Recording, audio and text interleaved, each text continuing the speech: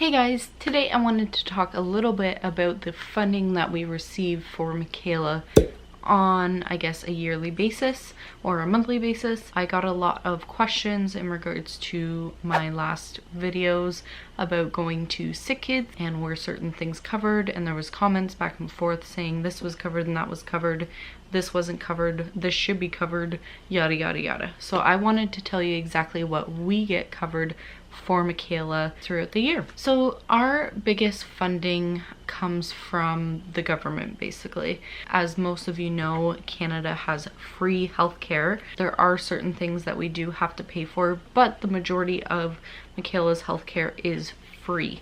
So all of her medications are covered. Her Keppra, we had to fill out a certain form to get it covered because it's normally not covered, and the reason why her medications are completely covered is because she is under the disability certificate. She is long-term disabled, so there is no recovery process with Makayla, so she's fully disabled and the government recognizes that.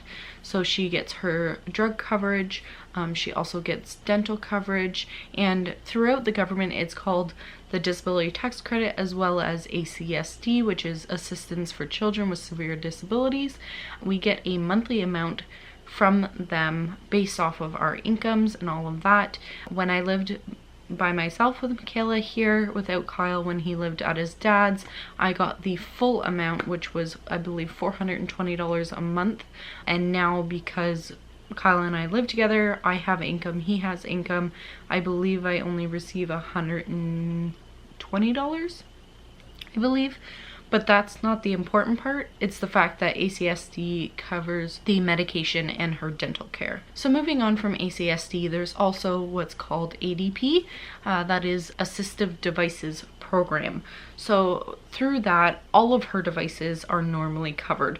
That includes her chair, any wrist braces or foot braces, any type of equipment that she might use, her suction machine, her feed machines. I know in the past that you had to pay for it and then they would reimburse you, and now I believe that they just strictly like give you the product, or like they pay the company outright or whatever. I'm not sure exactly how it works because it's been a long time since I bought a feed pump, but her feed pump, when I did buy it 7 years ago, we paid for it $733 for her feed pump. They reimbursed us, and then I took that money right away and bought another one with my own money so that I would have a backup one, because they do not fund a backup one. Hers are kind of going down the drain a little bit, so I will have to get funding for another one soon. But as of right now, she has 3. The original one that I bought, and then the backup one that I bought, and then my nurse from a long time ago, her son also has a G-tube, and he actually got off of it, so she gave us her pump because she had no use for it. So ADP covers all her equipment basically. Now the other thing that ADP funds is monthly or quarterly, I guess, supplies for those machines or anything like a machine. So we used to receive $60 quarterly for her suction supplies. We no longer get that because we don't really use suction. However, we do like to use suction, you know, in the car or if she's really sick. So I do want to get a new suction machine. It will be funded. Once again, I'll just apply for it and they'll fund the machine. So then once she gets the new one, I can reapply for the quarterly payment, which is $60. And then also for her feeding supplies, she gets quarterly $500. So it ends up being $2,000 that she gets for her feeding supplies. Now that does include her feed bags, her syringes, her G-tube. So that's one of the things that was mentioned in my video, was about the G-tube, how I said I had to pay for it, and that's because I already receive compensation quarterly for those items. It is kind of frustrating because you have to use your money wisely. It doesn't just get directly funded to the item and then you pick up the item free of charge. You have to be responsible for your own money and then buy it yourself. So I am very good with her supplies and I use them very wisely because you only get a certain amount, and her feed bags are like, last time I checked, they were $10 a piece.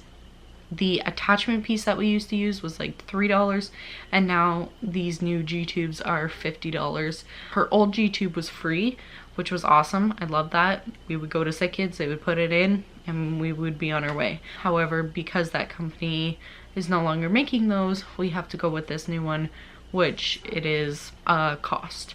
And then the other G-tube that I showed that Makayla didn't get, I believe was a little bit more money. I don't really remember, but I think it was a little bit more money for the same idea. So we didn't go with that one. So I think that's pretty much it for that. And then the other huge funding that we receive is our special services at home and enhanced respite funding. So that is money that goes directly to a person that I hire to look after Makayla.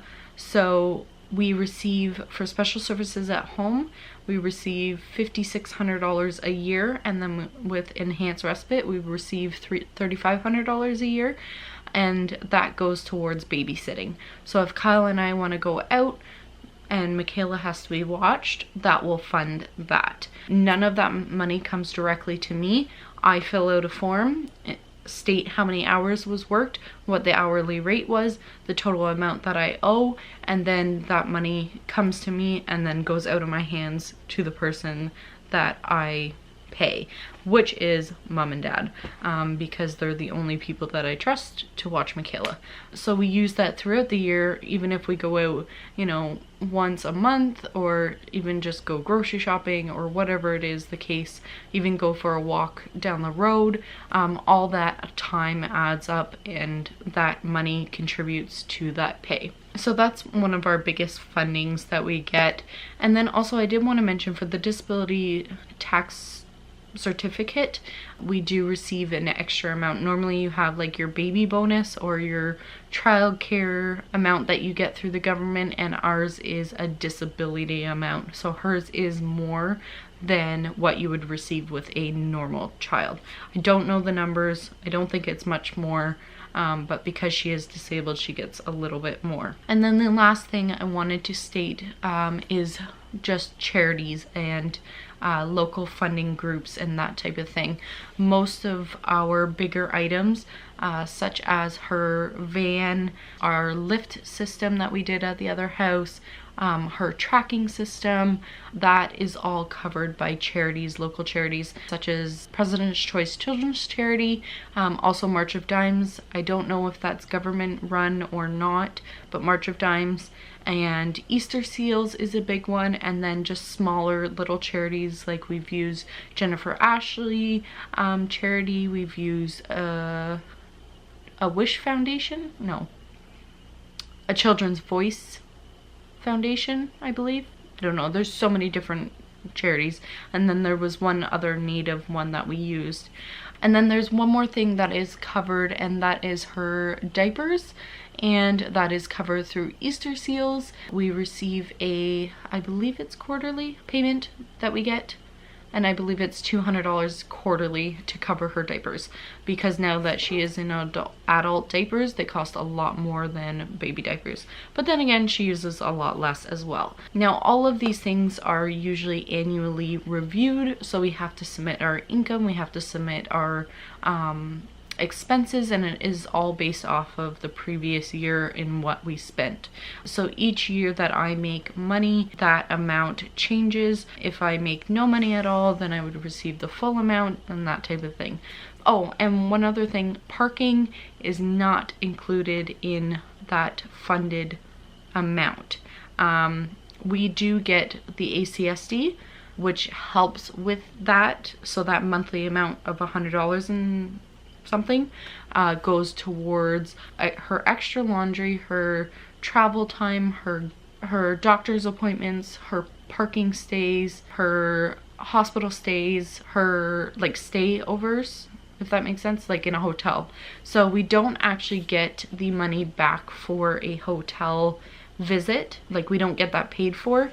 However, we do receive a monthly amount to help contribute to that, if that makes sense.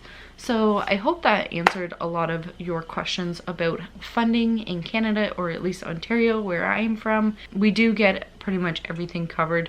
I would say 90% of the time I don't have to pay a dime, because it's all covered some way, somehow, through some charity or company or government or whatever. So yeah, we are very lucky to be in Canada. I know there are people in the US that have like incredible amounts of debt to try and hospitalize their children and just get the care that they need. And I feel for you. I can't imagine living anywhere that wouldn't have free healthcare. Honestly, Makayla probably wouldn't be here today if it wasn't for our free healthcare. Staying in hospitals doesn't cost us a dime other than parking, which is then funded again.